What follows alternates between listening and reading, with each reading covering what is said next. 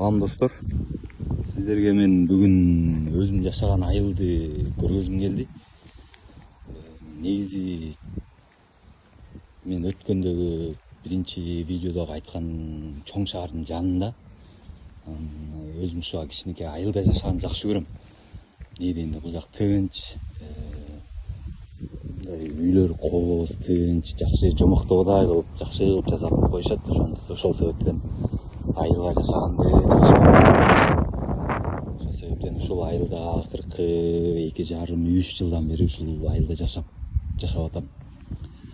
Чоң шаарларда деле жашап көрдүм, бирок ал жакта мындай тынч, мындай эс ала албайсың. Кечке жок сейилдегенде ызы чуу болуп, киши абдан көп болуп, ошол бир аз мага жакпайт экен.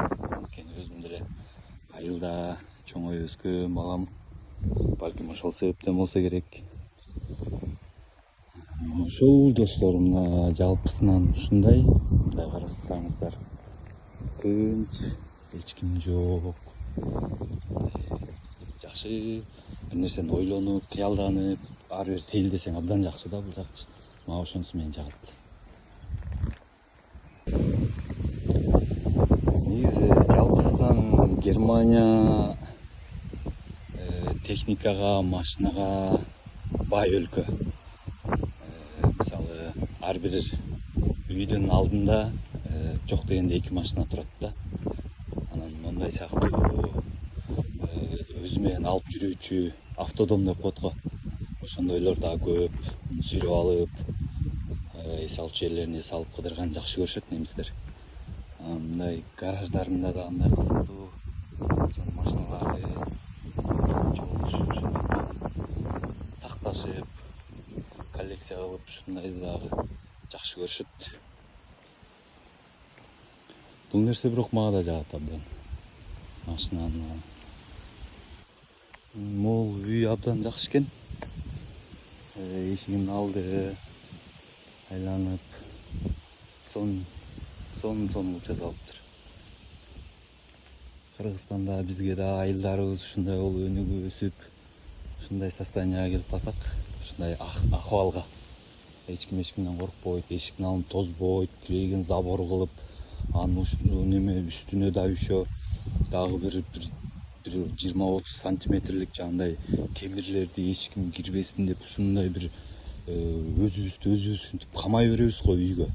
А бул жакта карасаңыздар андай жок да, баары эшигинин баары ачык, баары гүл, тынч.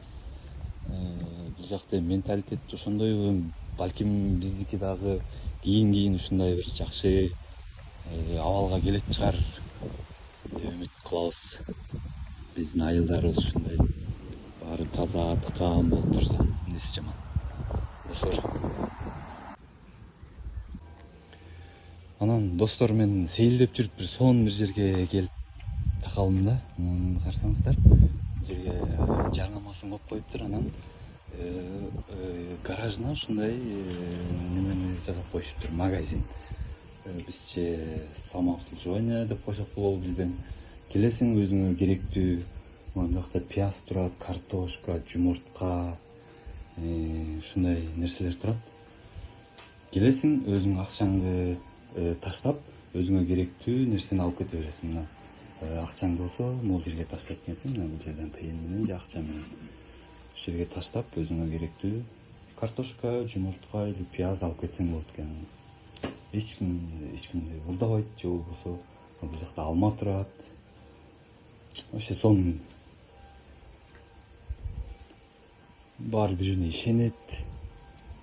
Бизде дагы бир канча жылдан кийин балким ушундай сыяктуу болуп калышы мүмкүн да, толук. Эмнеге жок.